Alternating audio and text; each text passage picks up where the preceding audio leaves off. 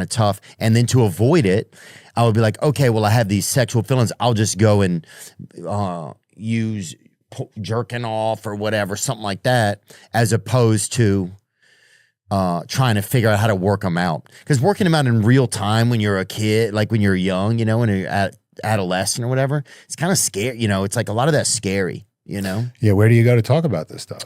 Right, and your peers, like some of them are kind of helpful, but some of them are also like other kids can be assholes about the stuff. So anyway, I'm trying to, some of it I can't remember exactly some of the ways, but yeah, instead of like engaging, sometimes I'll be like, oh, I'm too nervous to even talk to that girl. I'll just masturbate later on or something. You know, it's interesting. Does that make sense at all? Makes perfect sense. Okay. I mean, men begin to prefer the safety of porn versus the unpredictability of relationships and real people. Yeah.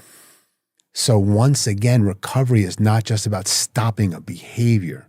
Recovery is learning how to relate, engage, and connect with others. Recovery is about learning how to experience real intimacy, which, has to include some vulnerability and taking some emotional risk. Recovery is about learning to experience the joys of connection and love, right? Because, you know, if you're not on that path, it's hard not to be in pain and suffering. And so it's so important in recovery. So when you think about why this is so hard, right? You just talked about it, right? If you don't understand the neuroscience and the nervous system regulation, guys just stay in this hamster wheel loop. If you don't identify some of the root causes that are driving this compulsion, you're vulnerable to returning to it. And if you don't do a deeper dive around intimacy and what's blocking you from connection, you stay in pain and lonely. So kind of all three of these need to be addressed in order for lasting recovery to occur.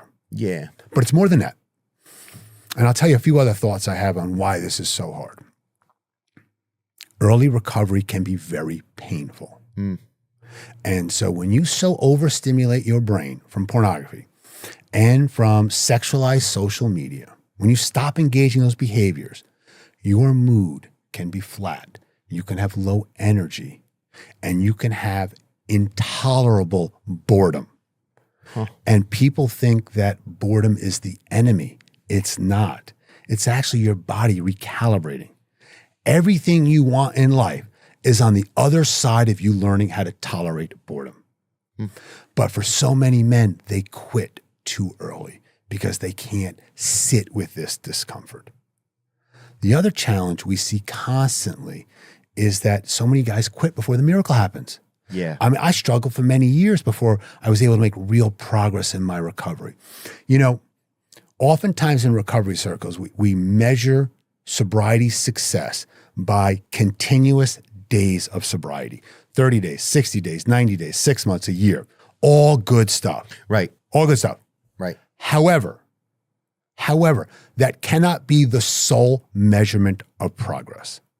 Because for many guys, myself included, they're not going to get it right away, right? It's going to be a journey. And if you keep kind of having to relapse and you go down this massive shame spiral that you're failing, that you're a failure, you give up. So recovery is about becoming emotionally regulated, socially connected, learning to live with honor and integrity so that you don't need porn anymore. That can take time. Recovery is about building a life you don't need to escape from. That can take time.